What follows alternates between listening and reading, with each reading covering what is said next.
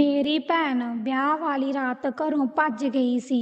ਪਾਪਾ ਨੇ ਦਾਜ ਉੱਪਰਲੇ ਕਮਰੇ ਵਿੱਚ ਰੱਖ ਕੇ ਤਾਲਾ ਲਗਾ ਦਿੱਤਾ ਸੀ ਅਤੇ ਕਿਹਾ ਸੀ ਕਿ ਜੇਕਰ ਕੋਈ ਉਸ ਕਮਰੇ ਨੂੰ ਖੋਲੇਗਾ ਤਾਂ ਉਹ ਮੇਰਾ ਮਰਿਆ ਹੋਇਆ ਮੂੰਹ ਦੇਖੇਗਾ। ਫਿਰ ਪਰਿਵਾਰ ਦੇ ਸਾਰੇ ਮੈਂਬਰ ਡਰ ਗਏ ਅਤੇ ਕਈ ਸਾਲਾਂ ਤੱਕ ਕੋਈ ਉਸ ਦੇ ਨੇੜੇ ਨਹੀਂ ਗਿਆ। ਇੱਕ ਰਾਤ ਜਦੋਂ ਮੈਂ ਆਪਣੇ ਪਿਤਾ ਜੀ ਨੂੰ ਉਸ ਕਮਰੇ ਵਿੱਚ ਦੁੱਧ ਦਾ ਗਿਲਾਸ ਲਿਜਾਂਦਿਆਂ ਦੇਖਿਆ ਤਾਂ ਮੈਂ ਉਸ ਦੇ ਪਿੱਛੇ ਪਿੱਛੇ ਜਾ ਕੇ ਕਮਰੇ ਅੰਦਰ ਝਾਤੀ ਮਾਰੀ ਤਾਂ ਮੇਰੇ ਪੈਰਾਂ ਹੇਠੋਂ ਜ਼ਮੀਨ ਨਿਕਲ ਗਈ। ਮੇਰਾ ਨਾਮ ਸੁਖ ਹੈ। ਮੈਂ ਚੰਡੀਗੜ੍ਹ ਵਿੱਚ ਰਹਿੰਦੀ ਸੀ। ਮੇਰੀ ਜ਼ਿੰਦਗੀ ਬਹੁਤ ਅਜੀਬ ਤਰੀਕੇ ਨਾਲ ਬੀਤ ਰਹੀ ਸੀ ਕਿਉਂਕਿ ਮੈਂ ਕਿਸੇ ਦੀ ਗਲਤੀ ਦਾ ਕਰਜ਼ ਚੁਕਾਉਣਾ ਸੀ। ਅਸੀਂ ਭੈਣ ਭਰਾ ਸਾਂ, 2 ਭੈਣਾਂ ਤੇ ਫਿਰ ਇੱਕ ਛੋਟਾ ਭਰਾ। ਵੱਡੀ ਭੈਣ ਬਹੁਤ ਸੋਹਣੀ ਸੀ ਅਤੇ ਬਾਪੂ ਦੀਆਂ ਅੱਖਾਂ ਦਾ ਤਾਰਾ ਸੀ। ਮੈਨੂੰ ਵੀ ਆਪਣੀ ਭੈਣ ਪਾਲ ਨਾਲ ਬਹੁਤ ਪਿਆਰ ਸੀ, ਇਸ ਲਈ ਮੈਂ ਉਸ ਵਰਗਾ ਬਣਨਾ ਚਾਹੁੰਦੀ ਸੀ। ਜੇ ਉਹ ਖਾਣਾ ਪਕਾਉਂਦੀ ਸੀ ਅਤੇ ਪਾਪਾ ਉਸ ਦੇ ਖਾਣੇ ਦੀ ਤਾਰੀਫ ਕਰਦੇ ਸਨ ਤਾਂ ਮੈਨੂੰ ਵੀ ਹਰ ਹਾਲਤ ਵਿੱਚ ਖਾਣਾ ਪਕਾਉਣਾ ਸਿੱਖਣਾ ਪਵੇਗਾ। ਇਹ ਮੇਰੀ ਸਭ ਤੋਂ ਵੱਡੀ ਗਲਤੀ ਸੀ। ਪਾਪਾ ਅਕਸਰ ਪਾਲ ਦੀਦੀ ਨੂੰ ਕਿਹਾ ਕਰਦੇ ਸਨ ਕਿ ਤੁਹਾਨੂੰ ਬਹੁਤ ਧਿਆਨ ਨਾਲ ਚੱਲਣਾ ਪਵੇਗਾ ਕਿਉਂਕਿ ਤੁਹਾਡੇ ਛੋਟੇ ਭੈਣ ਭਰਾ ਤੁਹਾਡੀ ਨਕਲ ਕਰਦੇ ਹਨ। ਹਾਲਾਂਕਿ ਪਾਲ ਦੀਦੀ ਕੋਈ ਗਲਤੀ ਨਹੀਂ ਕਰ ਸਕਦੀ, ਪਰ ਸਮੇਂ ਨੇ ਇਹ ਸਾਬਤ ਕਰ ਦਿੱਤਾ ਹੈ ਭੈਣ ਵੀ ਇਨਸਾਨ ਸੀ ਅਤੇ ਮਨੁੱਖੀ ਸੁਭਾਅ ਵਿੱਚ ਸਹੀ ਅਤੇ ਗਲਤ ਦੋਵੇਂ ਸ਼ਾਮਲ ਹਨ।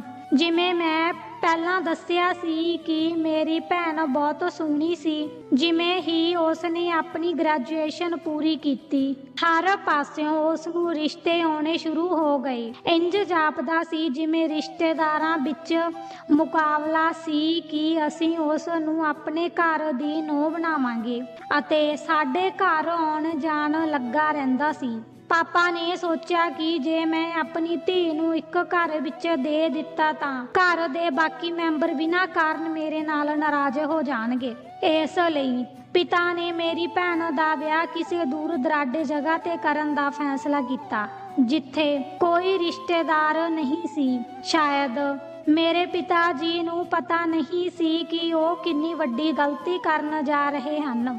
ਦੀਦੀ ਦੀ ਜ਼ਿੰਦਗੀ ਦਾ ਇੰਨਾ ਵੱਡਾ ਫੈਸਲਾ ਲੈਣ ਤੋਂ ਪਹਿਲਾਂ ਉਸ ਨੂੰ ਆਪਣੇ ਕੋਲ ਬਿਠਾ ਕੇ ਉਸ ਦੇ ਦਿਲ ਦੀਆਂ ਭਾਵਨਾਵਾਂ ਨੂੰ ਸਮਝਣ ਦੀ ਕੋਸ਼ਿਸ਼ ਕਰਨੀ ਚਾਹੀਦੀ ਸੀ। ਉਸ ਦੇ ਸਿਰ ਤੇ ਹੱਥ ਰੱਖ ਕੇ ਉਸ ਨੂੰ ਘੱਟੋ ਘੱਟ ਇੱਕ ਵਾਰ ਪੁੱਛਣਾ ਚਾਹੀਦਾ ਸੀ, ਬੇਟੀ ਤੁਸੀਂ ਵੀ ਕੁਝ ਸੋਚਿਆ ਹੋਵੇਗਾ। ਜੇ ਮੈਨੂੰ ਦੱਸਣ ਤੋਂ ਸ਼ਰਮ ਆਉਂਦੀ ਹੈ ਤਾਂ ਤੁਸੀਂ ਆਪਣੀ ਮਾਂ ਨੂੰ ਦੱਸੋ।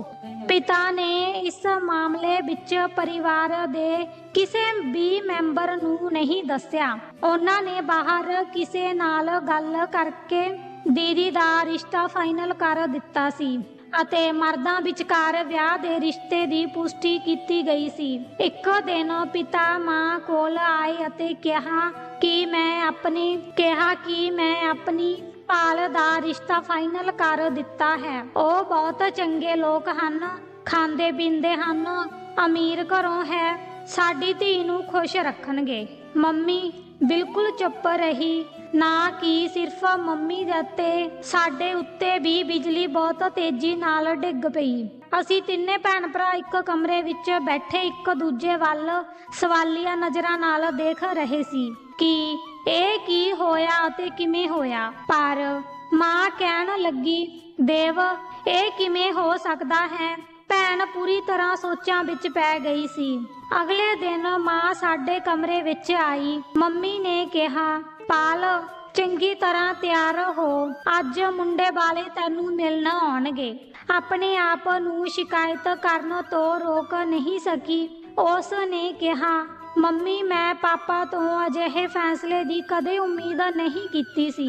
ਫਿਰ ਮੰਮੀ ਹੈਰਾਨ ਰਹਿ ਗਈ। ਉਸ ਨੇ ਪਾਲ ਦਾ ਹੱਥ ਫੜਿਆ ਅਤੇ ਕਿਹਾ, ਮੇਰੀ ਬੇਟੀ ਮੈਨੂੰ ਦੱਸੋ ਕਿ ਜੇ ਤੁਸੀਂ ਕਿਸੇ ਹੋਰ ਨੂੰ ਪਸੰਦ ਕਰਦੇ ਹੋ ਜਾਂ ਕਿਸੇ ਨੇ ਤੁਹਾਡੇ ਨਾਲ ਵਿਆਹ ਕਰਵਾਉਣ ਦਾ ਵਾਅਦਾ ਕੀਤਾ ਹੈ ਤਾਂ ਮੈਂ ਤੁਹਾਨੂੰ ਇਸ ਗੱਲ ਦਾ ਯਕੀਨ ਦਿਵਾਉਂਦੀ ਹਾਂ, ਜੇ ਤੇਰੀ ਪਸੰਦ ਚੰਗੀ ਹੈ ਤਾਂ ਮੈਂ ਤੇਰਾ ਵਿਆਹ ਤੇਰੀ ਮਰਜ਼ੀ ਦੇ ਮੁੰਡੇ ਨਾਲ ਹੀ ਕਰਾਂਗੀ। ਪਾਲ ਨੇ ਸਿਰ ਹਿਲਾ ਕੇ ਕਿਹਾ, ਨਹੀਂ, ਮੈਂ ਅਜਿਹੀ ਗੱਲ ਨਹੀਂ ਕਰ ਰਹੀ, ਪਰ ਫਿਰ ਵੀ ਮੇਰੇ ਦਿਲ ਦੀਆਂ ਅਜੀਬ ਸੋਚਾਂ ਨੇ ਮੈਨੂੰ ਘੇਰ ਲਿਆ ਹੈ। ਮੰਮੀ ਨੇ ਕਿਹਾ, ਇਹੋ ਜਿਹੀਆਂ ਗੱਲਾਂ ਕਰਨ ਤੋਂ ਪਹਿਲਾਂ ਤੁਸੀਂ ਇਹ ਵੀ ਨਹੀਂ ਸੋਚਿਆ ਕਿ ਤੁਹਾਡੀ ਮਾਂ ਦੇ ਦਿਲ ਤੇ ਕੀ ਬੀਤਦੀ ਹੋਵੇਗੀ। ਜੋ ਰਿਸ਼ਤਾ ਦੇਖਣ ਆਏ ਸਨ, ਇਹਨਾਂ ਵਿੱਚ ਇੱਕ ਬੁੱਢੀ ਔਰਤ ਤੇ ਇੱਕ ਜਵਾਨ ਕੁੜੀ ਸੀ। ਉਸ ਨੇ ਦੱਸਿਆ ਸੀ ਕਿ ਉਸ ਦੀ ਮਾਂ ਕੋਮਾ ਵਿੱਚ ਹੈ। ਮਾਂ ਦੀਦੀ ਪਾਲ ਨੂੰ ਵੀ ਆਪਣੇ ਨਾਲ ਲੈ ਆਈ ਸੀ। ਮੁੰਡੇ ਦੀ ਭੈਣ ਦੀਦੀ ਨੂੰ ਬਹੁਤ ਪਿਆਰ ਕਰ ਰਹੀ ਸੀ। ਉਹ ਕੁੜੀ ਮੈਨੂੰ ਵੀ ਚੰਗੀ ਲੱਗਦੀ ਸੀ। ਫਿਰ ਜਾਂਦੇ ਹੋਏ ਮੁੰਡੇ ਦੀ ਦਾਦੀ ਨੇ ਪੈਸੇ ਦੀਦੀ ਪਾਲ ਨੂੰ ਦੇ ਦਿੱਤੇ। ਸੱਚ ਕਹਾਂ ਤਾਂ ਪਾਲ ਬਹੁਤ ਤਸੱਲੀ ਨਾਲ ਮੇਰੇ ਦਿਲ ਤੱਕ ਪਹੁੰਚੀ ਹੈ। ਦੱਸ ਪੁੱਤ, ਤੇਰਾ ਕੀ ਵਿਚਾਰ ਹੈ? ਦੀਦੀ ਸ਼ਰਮ ਨਾਲ ਲਾਲ ਹੋ ਰਹੀ ਸੀ। ਉਸ ਦੀਆਂ ਗੱਲਾਂ ਪੂਰੀ ਤਰ੍ਹਾਂ ਲਾਲ ਹੋ ਗਈਆਂ ਸਨ। ਭੈਣ ਨੇ ਕਿਹਾ, ਮੰਮੀ, ਮੈਨੂੰ ਇਸ ਰਿਸ਼ਤੇ ਤੋਂ ਕੋਈ ਇਤਰਾਜ਼ ਨਹੀਂ। ਉਦੋਂ ਇੰਜ ਲੱਗਦਾ ਸੀ ਜਿਵੇਂ ਸਾਡੇ ਘਰ ਖੁਸ਼ੀ ਦਾ ਮਾਹੌਲ ਹੋਵੇ। ਕੋਈ ਨਹੀਂ ਜਾਣਦਾ ਸੀ ਕਿ ਖੁਸ਼ੀ ਬਹੁਤ ਜਲਦੀ ਬਦਲਣ ਵਾਲੀ ਸੀ। ਸਭ ਕੁਝ ਠੀਕ ਚੱਲ ਰਿਹਾ ਸੀ। ਕਿਸੇ ਦੇ ਮਨ ਵਿੱਚ ਕੋਈ ਦੁੱਖ ਨਹੀਂ ਸੀ। ਪਰਿਵਾਰ ਦੇ ਸਾਰੇ ਮੈਂਬਰ ਬਹੁਤ ਖੁਸ਼ ਸਨ। ਮੈਂ ਢੋਲਕੀ ਦਾ ਪ੍ਰਬੰਧ 2 ਹਫ਼ਤੇ ਪਹਿਲਾਂ ਹੀ ਕਰ ਲਿਆ ਸੀ। ਮੰਮੀ ਨੇ ਵੀ ਮਨਾ ਕੀਤਾ ਸੀ ਕਿ ਬਹੁਤਾ ਸਮਾਂ ਪਹਿਲਾਂ ਕੁੜੀਆਂ ਦੇ ਵਿਆਹ ਤੇ ਢੋਲ ਨਹੀਂ ਵਜਾਈਦਾ। ਲੋਕ ਵਧਾਈਆਂ ਦਿੰਦੇ ਸੀ ਅਤੇ ਦੀਦੀ ਬਹੁਤ ਆਨੰਦ ਮਾਣਦੀ ਸੀ ਅਤੇ ਉਹ ਉਸ ਦੇ ਕਹਿਣ ਅਨੁਸਾਰ ਗੀਤ ਵੀ ਗਾਉਂਦੀ ਸੀ। ਖੈਰ, ਸਮਾਂ ਬੀਤਦਾ ਗਿਆ ਅਤੇ ਭੈਣ ਦੇ ਵਿਆਹ ਦਾ ਦਿਨ ਆ ਗਿਆ। ਉਹ ਬਹੁਤ ਮਹਿੰਗੇ ਪਾਰਲਰ ਤੋਂ ਤਿਆਰ ਹੋ ਕੇ ਆਈ ਸੀ। ਉਸ ਨੇ ਆਪਣਾ ਮਨਪਸੰਦ ਲਹਿੰਗਾ ਪਾਇਆ ਹੋਇਆ ਸੀ। ਕੁਝ ਦੇਰ ਬਾਅਦ ਬਾਰਾਤ ਵੀ ਆ ਗਈ। ਜਦੋਂ ਮੈਂ ਲਾੜੇ ਨੂੰ ਦੇਖਿਆ ਤਾਂ ਮੇਰਾ ਮੂੰਹ ਖੁੱਲਾ ਰਹਿ ਗਿਆ। ਲਾੜਾ ਵੀ ਬਹੁਤ ਸੋਹਣਾ ਅਤੇ ਸੁਨੱਖਾ ਸੀ। ਇਸ ਲਈ ਮੈਂ ਸੋਚਿਆ ਕਿ ਮੈਂ ਜਾ ਕੇ ਆਪਣੀ ਭੈਣ ਨੂੰ ਦੱਸਾਂ ਕਿ ਤੁਹਾਨੂੰ ਰਾਜਕੁਮਾਰ ਵਿਆਹੁਣ ਆਇਆ ਹੈ। ਮੈਂ ਭੱਜ ਕੇ ਆਪਣੇ ਕਮਰੇ ਵਿੱਚ ਗਈ। ਮੈਂ ਹੈਰਾਨ ਸੀ ਕਿ ਮੈਂ ਭੈਣ ਨੂੰ ਇੱਥੇ ਛੱਡ ਕੇ ਗਈ ਸੀ। ਹੁਣ ਉਹ ਕਿੱਥੇ ਗਈ ਹੈ? ਜਦੋਂ ਮੈਂ ਉਸ ਨੂੰ ਲੱਭਣ ਗਈ, ਮੰਮੀ ਦੇ ਕਮਰੇ ਵਿੱਚ ਗਈ ਤਾਂ ਉਹ ਉੱਥੇ ਵੀ ਨਹੀਂ ਸੀ। ਮੇਰੀ ਬੇਚੈਨੀ ਹੋਰ ਵੀ ਵੱਧ ਗਈ ਸੀ। ਮੈਂ ਝੱਟ ਬਾਹਰ ਆ ਕੇ ਮੰਮੀ ਨੂੰ ਲੱਭਣ ਲੱਗੀ। ਮੰਮੀ ਮਹਿਮਾਨਾਂ ਨੂੰ ਸੰਭਾਲਣ ਵਿੱਚ ਰੁੱਝੀ ਹੋਈ ਸੀ। ਮੈਂ ਮੰਮੀ ਦਾ ਹੱਥ ਫੜ ਕੇ ਪਾਸੇ ਲੈ ਗਈ ਤੇ ਕਿਹਾ, ਮੰਮੀ, ਪਾਲ ਦੀਦੀ ਕਿੱਥੇ ਹੈ? ਮੰਮੀ ਨੇ ਕਿਹਾ, ਉਹ ਆਪਣੇ ਕਮਰੇ ਵਿੱਚ ਹੋਵੇਗੀ। ਮੈਂ ਕਿਹਾ, ਮੈਂ ਵੀ ਕਮਰੇ ਵਿੱਚ ਦੇਖ ਕੇ ਆਈ ਹਾਂ, ਉਹ ਕਮਰੇ ਵਿੱਚ ਨਹੀਂ ਹੈ। ਮੰਮੀ ਨੇ ਮੇਰਾ ਹੱਥ ਫੜਿਆ ਤੇ ਬੋਲੀ, ਇੱਥੇ ਹੀ ਕਿਤੇ ਹੋਣੀ ਚਾਹੀਦੀ ਹੈ। ਪਿੱਛੇ ਮੁੜੋ, ਮੈਨੂੰ ਮਹਿਮਾਨਾਂ ਨੂੰ ਮਿਲਣ ਦਿਓ। ਉਹ ਇਸ ਅੰਦਾਜ਼ ਵਿੱਚ ਗੱਲ ਕਰ ਰਹੀ ਸੀ ਜਿਵੇਂ ਕਿ ਉਹਨਾਂ ਨੂੰ ਪਤਾ ਹੀ ਨਹੀਂ ਸੀ ਕਿ ਕੁਝ ਵੀ ਗਲਤ ਸੀ। ਮੈਂ ਕਿਹਾ, ਮੰਮੀ, ਮੈਨੂੰ ਬਹੁਤ ਘਬਰਾਹਟ ਹੋ ਰਹੀ ਹੈ। ਮੰਮੀ ਵੀ ਹੈਰਾਨ ਸੀ। ਮੰਮੀ ਨੇ ਕਿਹਾ, ਮੈਂ ਤੇਰੀ ਘਬਰਾਹਟ ਦੂਰ ਕਰ ਦੇਵਾਂਗੀ। ਮੰਮੀ ਮੇਰੇ ਨਾਲ ਆਈ। ਅਸੀਂ ਇੱਕ ਕਮਰੇ ਤੋਂ ਦੂਜੇ ਕਮਰੇ ਵਿੱਚ ਅਤੇ ਦੂਜੇ ਕਮਰੇ ਤੋਂ ਤੀਜੇ ਕਮਰੇ ਵਿੱਚ ਦੀਦੀ ਨੂੰ ਲੱਭਦੇ ਰਹੇ, ਪਰ ਉਹ ਨਾ ਲੱਭੀ। ਜੈਮਾਲਾ ਦਾ ਸਮਾਂ ਹੋਣ ਵਾਲਾ ਸੀ। ਮਾਂ ਦੇ ਚਿਹਰੇ ਦਾ ਰੰਗ ਉੱਡ ਗਿਆ ਸੀ। ਰੌਲਾ ਪੈਣ ਤੋਂ ਪਹਿਲਾਂ ਪਿਤਾ ਜੀ ਕਮਰੇ ਵਿੱਚ ਆਏ ਤਾਂ ਉਹਨਾਂ ਦੀਆਂ ਅੱਖਾਂ ਥੱਕੀਆਂ ਮਹਿਸੂਸ ਹੋ ਰਹੀਆਂ ਸਨ। ਸ਼ਾਇਦ ਉਹ ਆਪਣੀ ਧੀ ਨੂੰ ਅਲਵਿਦਾ ਕਹਿਣ ਦੀ ਤਿਆਰੀ ਕਰ ਰਹੇ ਸੀ। ਇਸ ਦੌਰਾਨ ਉਸ ਦੀ ਚਹੇਤੀ ਧੀ ਨੇ ਉਸ ਦੀ ਇੱਜ਼ਤ ਬਰਬਾਦ ਕਰ ਦਿੱਤੀ। ਪਾਪਾ ਨੇ ਕਿਹਾ, ਜਲਦੀ ਕਰੋ ਅਤੇ ਆਪਣੀ ਬੇਟੀ ਪਾਲ ਨੂੰ ਲੈ ਜਾਓ। ਉੱਥੇ ਪਹੁੰਚਣ ਦਾ ਸਮਾਂ ਹੋ ਗਿਆ ਹੈ। ਰੋਂਦੀ ਹੋਈ ਮਾਂ ਨੇ ਪਾਪਾ ਨੂੰ ਕਿਹਾ, ਪਾਲ ਨਹੀਂ ਮਿਲ ਰਹੀ। ਹੁਣ ਪਾਪਾ ਬੜੀ ਹੈਰਾਨੀ ਨਾਲ ਮਾਂ ਵੱਲ ਦੇਖਣ ਲੱਗੇ ਤੇ ਕਿਹਾ, ਕੀ ਮਤਲਬ? ਪਾਲ ਨਹੀਂ ਮਿਲ ਰਹੀ। ਮੰਮੀ ਨੇ ਰੋਂਦੇ ਹੋਏ ਕਿਹਾ, ਮੈਂ ਘਰ ਦਾ ਹਰ ਕੋਨਾ ਲੱਭ ਲਿਆ ਹੈ। ਮਾਂ ਨੇ ਦਿਲ ਤੇ ਹੱਥ ਰੱਖ ਕੇ ਉੱਚੀ ਉੱਚੀ ਰੋਣਾ ਸ਼ੁਰੂ ਕਰ ਦਿੱਤਾ। ਨਸੀਬ, ਹੁਣ ਆਪਣੀ ਇੱਜ਼ਤ ਕੋਈ ਨਹੀਂ ਬਚਾ ਸਕਦਾ। ਤੂੰ ਦੱਸ ਹੁਣ ਮੈਂ ਕੀ ਕਰਾਂ? ਲੋਕਾਂ ਦਾ ਸਾਹਮਣਾ ਕਿਵੇਂ ਕਰਾਂ? ਮੈਂ ਕਿਵੇਂ ਜਾ ਕੇ ਬਰਾਤ ਵਾਲਿਆਂ ਨੂੰ ਦੱਸਾਂ ਕਿ ਮੇਰੀ ਧੀ ਨੇ ਮੇਰੀ ਇੱਜ਼ਤ ਨਿਲਾਮੀ ਰੱਖੀ ਹੋਈ ਹੈ। ਮੰਮੀ ਵੀ ਰੋ ਰਹੀ ਸੀ। ਉਸ ਨੇ ਕਿਹਾ, ਦੇਵ ਤੁਸੀਂ ਜਾ ਕੇ ਬੈੱਡ ਤੇ ਲੇਟ ਜਾਓ। ਮੈਂ ਕੋਈ ਨਾ ਕੋਈ ਬਹਾਨਾ ਬਣਾਵਾਂਗੀ ਕਿ ਮੇਰੇ ਪਤੀ ਦੀ ਸਿਹਤ ਖਰਾਬ ਹੋ ਗਈ ਹੈ। ਅਜਿਹੇ 'ਚ ਮੈਂ ਆਪਣੀ ਧੀ ਨੂੰ ਵਿਦਾਈ ਨਹੀਂ ਦੇ ਸਕਦੀ। ਪਾਪਾ ਨੇ ਕਿਹਾ, ਨਸੀਬ ਤੇਰੇ 'ਚ ਇੰਨੀ ਹਿੰਮਤ ਹੈ? ਮੰਮੀ ਨੇ ਆਪਣੇ ਹੰਝੂ ਪੂੰਝਦੇ ਹੋਏ ਕਿਹਾ, ਮੈਂ ਤੁਹਾਡੀ ਇੱਜ਼ਤ ਬਚਾਉਣ ਲਈ ਕੁਝ ਵੀ ਕਰ ਸਕਦੀ ਹਾਂ। ਤਾਂ ਬਾਪੂ ਨੇ ਚੀਕ ਕੇ ਕਿਹਾ, ਕਾਸ਼ ਤੂੰ ਕੁੜੀਆਂ ਨੂੰ ਵੀ ਚੰਗੀ ਸਿੱਖਿਆ ਦਿੱਤੀ ਹੁੰਦੀ। ਮੰਮੀ ਨੇ ਸਭ ਦੇ ਸਾਹਮਣੇ ਜਾ ਕੇ ਦੱਸਿਆ ਸੀ ਕਿ ਮੇਰੇ ਪਤੀ ਨੂੰ ਦਿਲ ਦਾ ਦੌਰਾ ਪਿਆ ਹੈ। ਅਜਿਹੇ 'ਚ ਅਸੀਂ ਆਪਣੀ ਬੇਟੀ ਨੂੰ ਅਲਵਿਦਾ ਨਹੀਂ ਕਹਿ ਸਕਦੇ। ਬਹੁਤ ਮਿਹਰਬਾਨੀ ਹੋਵੇਗੀ, ਤੁਸੀਂ ਅੱਜ ਬਾਰਾਤ ਲੈ ਜਾਓ। ਹਰ ਪਾਸੇ ਇਹ ਕਿਹਾ ਜਾ ਰਿਹਾ ਸੀ ਕਿ ਮੰਮੀ ਨੇ ਆਪਣੇ ਆਪ ਨੂੰ ਕਮਰੇ ਵਿੱਚ ਬੰਦ ਕਰ ਲਿਆ ਹੈ। ਲੋਕ ਹਰ ਤਰ੍ਹਾਂ ਦੀਆਂ ਗੱਲਾਂ ਕਰ ਰਹੇ ਸਨ, ਪਰ ਸਾਡੇ ਕੋਲ ਉਹਨਾਂ ਦਾ ਕੋਈ ਜਵਾਬ ਨਹੀਂ ਸੀ। ਇਸ ਲਈ ਅਸੀਂ ਸਾਰੇ ਇੱਕੋ ਕਮਰੇ ਵਿੱਚ ਬੈਠੇ ਹੋਏ ਸੀ। ਅਸੀਂ ਕਦੇ ਸੋਚਿਆ ਵੀ ਨਹੀਂ ਸੀ ਕਿ ਸਾਨੂੰ ਪਾਲ ਦੀਦੀ ਦੇ ਹੱਥੋਂ ਅਜਿਹੀ ਬਦਨਾਮੀ ਮਿਲੇਗੀ। ਪਾਪਾ ਨੇ ਕਿਹਾ, ਨਸੀਬ ਤੂੰ ਬੋਲ ਹੀ ਨਾ। ਜੇ ਤੈਨੂੰ ਮੇਰੀ ਇੰਨੀ ਫਿਕਰ ਹੁੰਦੀ ਤਾਂ ਤੂੰ ਆਪਣੀਆਂ ਧੀਆਂ ਨੂੰ ਆਪਣੇ ਹੱਥ ਥੱਲੇ ਰੱਖਦੀ।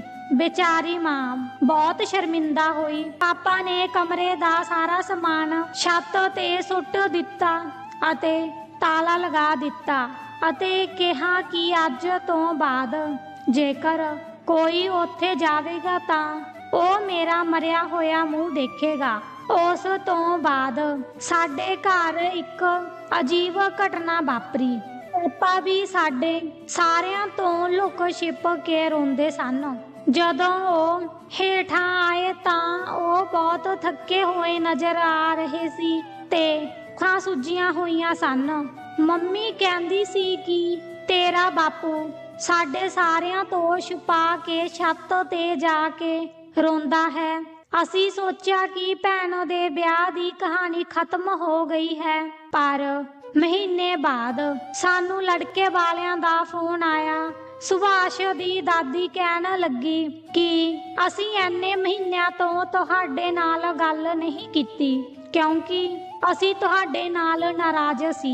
ਤੁਸੀਂ ਬਰਾਤ ਵਾਪਸ ਭੇਜ ਦਿੱਤੀ ਸੀ, ਪਰ ਹੁਣ ਸੋਚੋ ਤਾਂ ਤੁਹਾਡੀ ਵੀ ਕੋਈ ਮਜਬੂਰੀ ਸੀ। ਹੋ ਸਕਦਾ ਹੈ ਕਿ ਤੁਹਾਡੀ ਬੇਟੀ ਨੇ ਉਹਨਾਂ ਦੇ ਰਿਸ਼ਤੇ ਤੋਂ ਇਨਕਾਰ ਕਰ ਦਿੱਤਾ ਹੋਵੇ ਅਤੇ ਆਪਣੀ ਇੱਜ਼ਤ ਬਚਾਉਣ ਲਈ ਤੁਸੀਂ ਆਪਣੀ ਬਿਮਾਰੀ ਦਾ ਬਹਾਨਾ ਬਣਾਇਆ ਹੋਵੇ।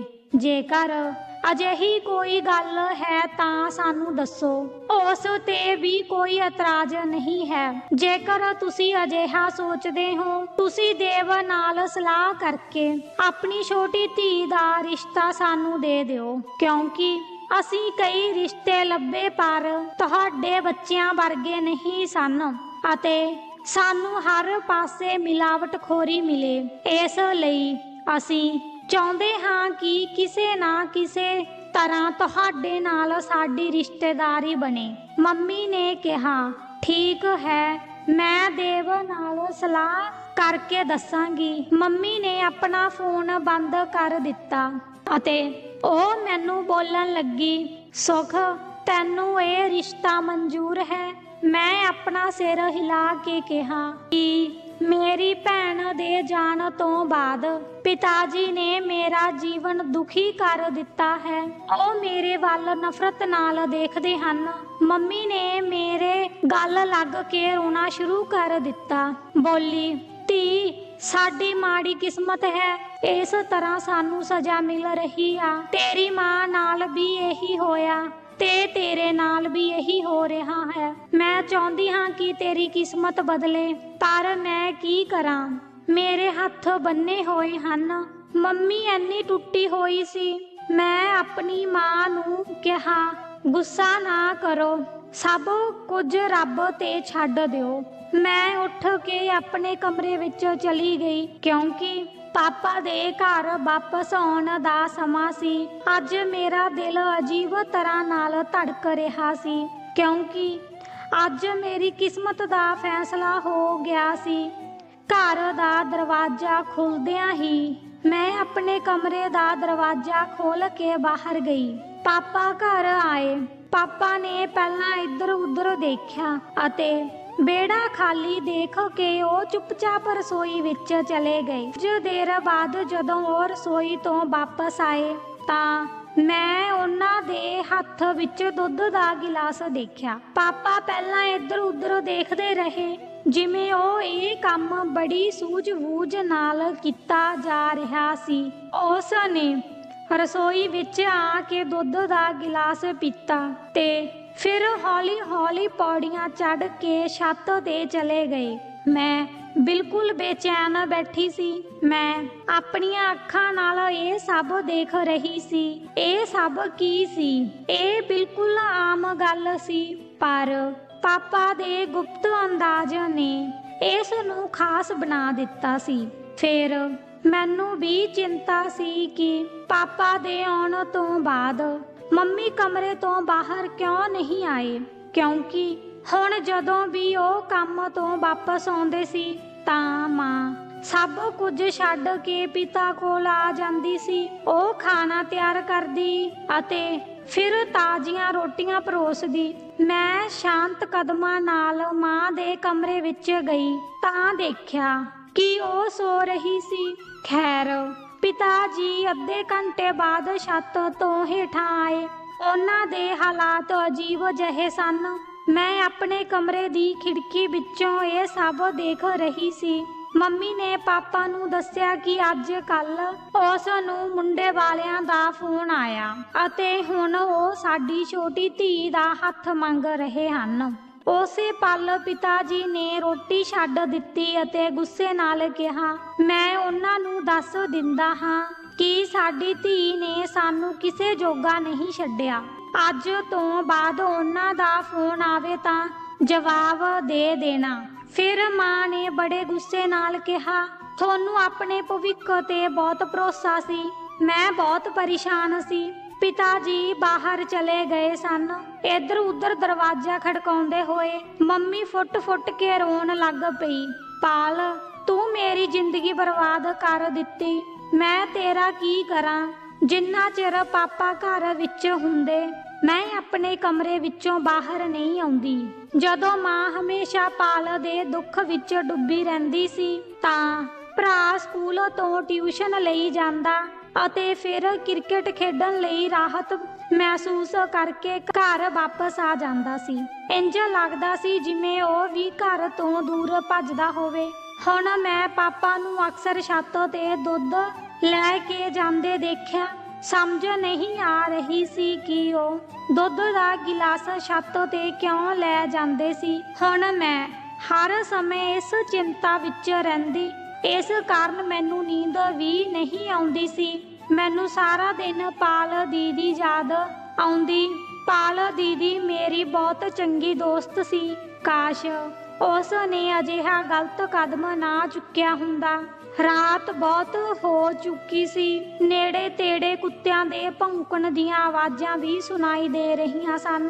ਮੈਂ ਉੱਠ ਕੇ ਆਪਣੇ ਕਮਰੇ ਦੀ ਖਿੜਕੀ ਖੋਲ੍ਹ ਕੇ ਬੈਠ ਗਈ ਤਾਂ ਮੈਨੂੰ ਅਜੀਬ ਜਿਹਾ ਅਹਿਸਾਸ ਹੋਇਆ, ਜਿਵੇਂ ਕੋਈ ਸਾਡੇ ਵਿਹੜੇ ਵਿੱਚ ਘੁੰਮ ਰਿਹਾ ਹੋਵੇ।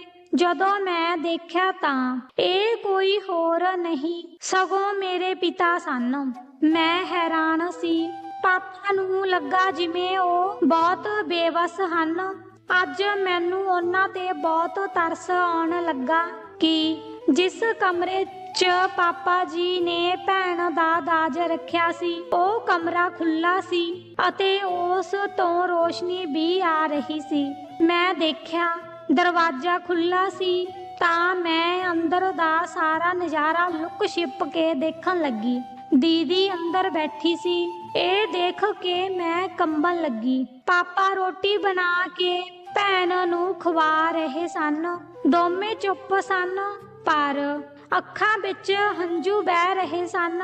ਜੋ ਹੋ ਰਿਹਾ ਸੀ ਉਹ ਮੇਰੀ ਸਮਝ ਤੋਂ ਬਾਹਰ ਸੀ। ਫਿਰ ਕਾਫੀ ਦੇਰ ਬਾਅਦ ਪਿਤਾ ਨੇ ਕਿਹਾ, ਤੁਸੀਂ ਮੇਰੀ ਵੱਡੀ ਧੀ ਨਹੀਂ ਹੋ। ਪਾਲ ਦੀਦੀ ਨੇ ਪਾਪਾ ਨੂੰ ਚੀਕਿਆ ਕਿ ਪਾਪਾ ਮੇਰੇ ਨਾਲ ਅਜਿਹਾ ਕਿਉਂ ਕਰ ਰਹੇ ਹੋ? ਕਿ ਮੈਂ ਉਹਨਾਂ ਦੀ ਬੱਚੀ ਨਹੀਂ ਹਾਂ? ਕੀ ਤੁਸੀਂ ਸੁੱਖ ਨਾਲ ਇਹ ਘਿਨੌਣੀ ਹਰਕਤ ਕਰ ਸਕਦੇ ਹੋ? ਪਾਪਾ ਨੇ ਝੱਟ ਕਿਹਾ, ਪਾਲ ਮੈਂ ਤੈਨੂੰ ਬਹੁਤ ਪਿਆਰ ਕਰਦਾ ਹਾਂ, ਪਰ ਤੈਨੂੰ ਪਤਾ ਹੈ ਕਿ ਮੈਂ ਸੁੱਖ ਨਾਲ ਇਹ ਸਭ ਕਦੇ ਨਹੀਂ ਕਰ ਸਕਦਾ ਸੀ। ਪਾਲ ਦੀਦੀ ਰੋਣ ਲੱਗ ਪਈ। ਉਸ ਨੇ ਕਿਹਾ, ਮੈਂ ਕਾਰਨ ਜਾਣਨਾ ਚਾਹੁੰਦੀ ਹਾਂ। ਤੁਸੀਂ ਮੈਨੂੰ ਇਸ ਕਮਰੇ ਵਿੱਚ ਕਿਉਂ ਬੰਦ ਕੇ ਰੱਖਿਆ ਹੋਇਆ ਹੈ? ਤਾਂ ਪਾਪਾ ਨੇ ਕਿਹਾ, ਸੁਣੋ, ਅੱਜ ਮੇਰੇ ਕੋਲ ਵੀ ਬਹੁਤ ਸਮਾਂ ਹੈ।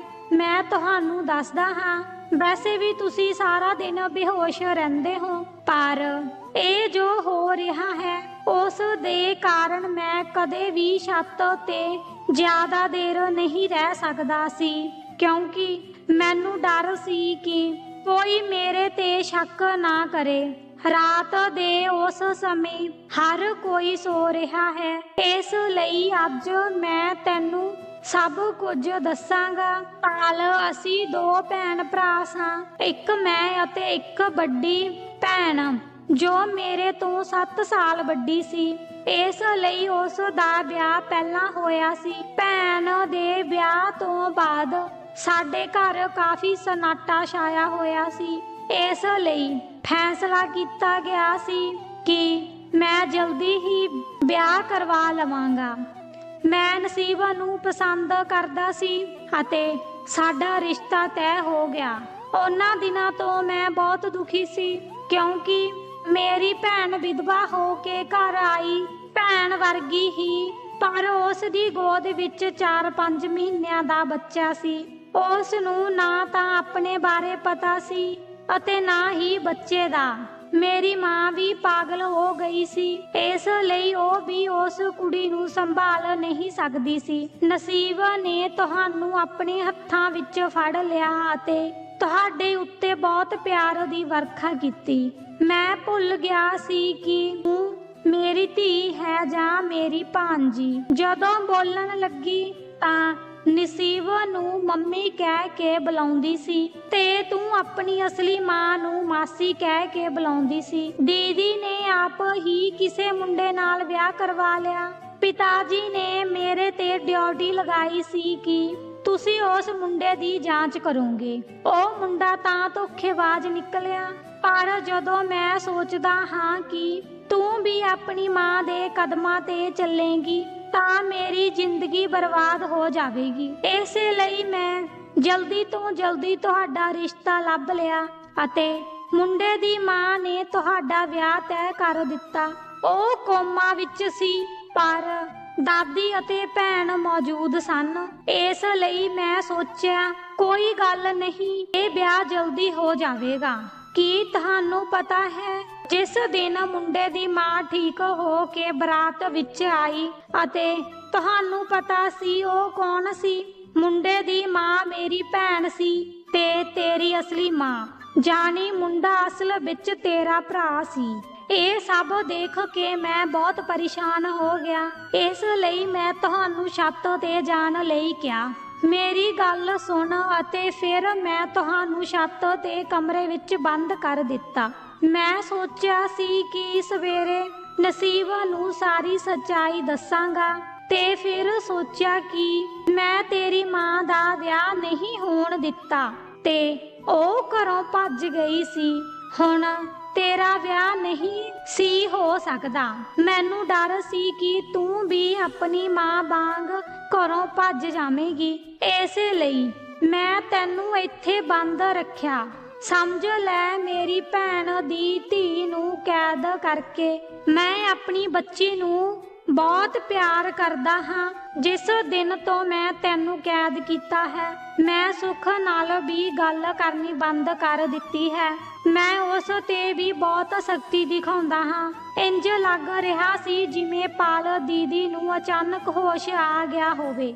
ਮੈਂ ਕਿਹਾ, ਜੇ ਮੈਂ ਘਰੋਂ ਭੱਜੀ ਹੁੰਦੀ ਤਾਂ ਤੁਹਾਡੀ ਇੱਜ਼ਤ ਖਰਾਬ ਕਰ ਦੇਣੀ ਸੀ, ਪਰ ਮੈਨੂੰ ਇੱਥੇ ਬੰਦ ਕਰਕੇ ਤੁਸੀਂ ਵੀ ਆਪਣੀ ਇੱਜ਼ਤ ਖਰਾਬ ਕਰ ਲਈ।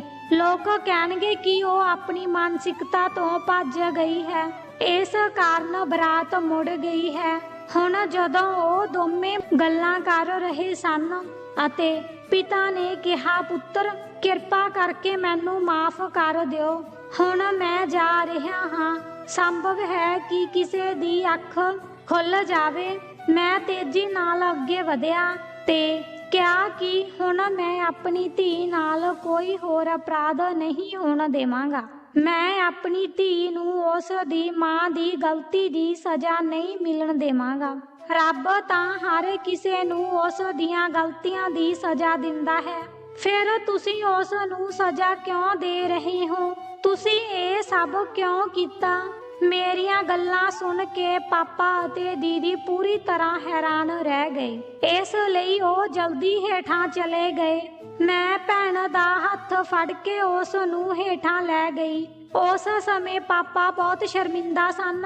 ਸਵੇਰੇ ਨਿਕਲ ਕੇ ਰਾਤ ਨੂੰ ਘਰ ਵਾਪਸ ਆ ਕੇ ਅਸੀਂ ਸਾਰੇ ਭੈਣ ਭਰਾਵਾਂ ਨੇ ਪਾਪਾ ਦਾ ਦਰਬਾਰ ਲਗਾਇਆ ਸੀ। ਮਾਂ ਜੱਜ ਸੀ, ਪਿਓ ਰੋਂਦਾ ਰੋਂਦਾ ਤੇ ਹਰ ਕਿਸੇ ਤੋਂ ਮਾਫੀਆਂ ਮੰਗ ਰਿਹਾ ਸੀ।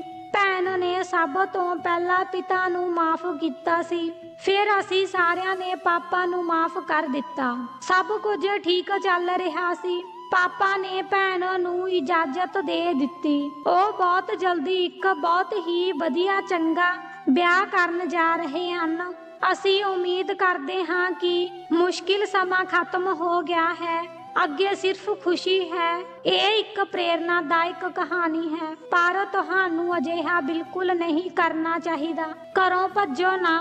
ਮਾਂ-ਬਾਪ ਨੂੰ ਆਪਣੇ ਦਿਲ ਦੀ ਗੱਲ ਦੱਸੋ।